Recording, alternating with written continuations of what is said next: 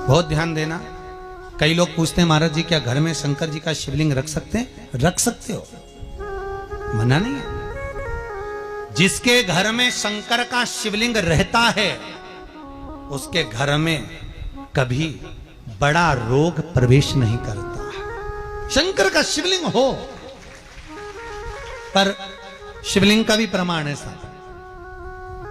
घर में जो भी मूर्ति होती है, जमीन ये जमीन है, इससे अंगूठे को उठाकर देख लो, हाथ को, बस इतनी बड़ी मूर्ति प्रतिमा स्वरूप घर के अंदर होना चाहिए, इससे बड़ी नहीं। क्योंकि बच्चा जितना छोटा होता है उसको उतनी व्यवस्था कम करना पड़ती है। बच्चा जब बड़ा हो जाता है व्यवस्थाएं बढ़ती चली जाती। और निवेदन है, आप अपने घर के कमरे में दूसरों को अलाउ नहीं करते। करते हो क्या? जेठानी का लड़का आया तुम्हारे कमरे में आकर बैठ गया, देवरानी का आया या ननंद के छोरा छोरी आए तुम्हारे कमरे में बैठ गया, तुम्हें अच्छा लगेगा? जल्दी कर बाहर निकल।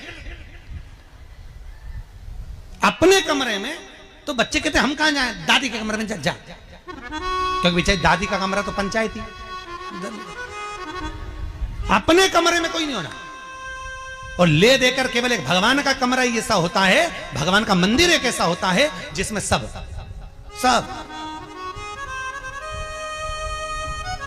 तीर्थ करने गई। कहां? रामेश्वर। गणेश जी भगवान शंकर से बोले पिताजी फिर तीर्थ गई है। शंकर जी बोले बेटा खसक के बैठ जा, पकड़ के लाती होगी।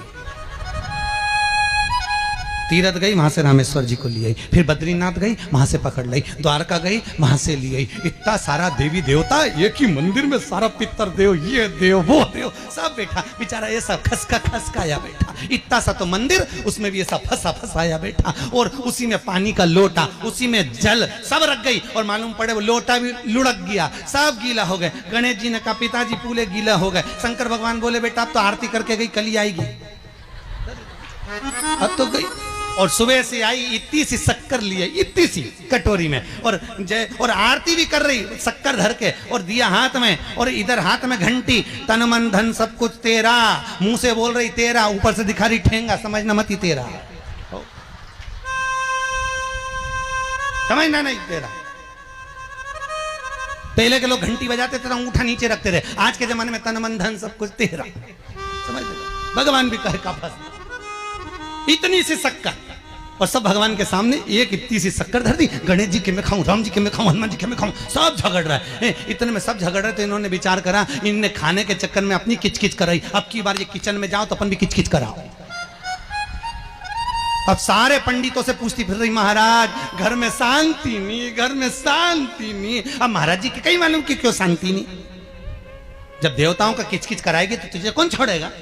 जकर किचकिच भगवान।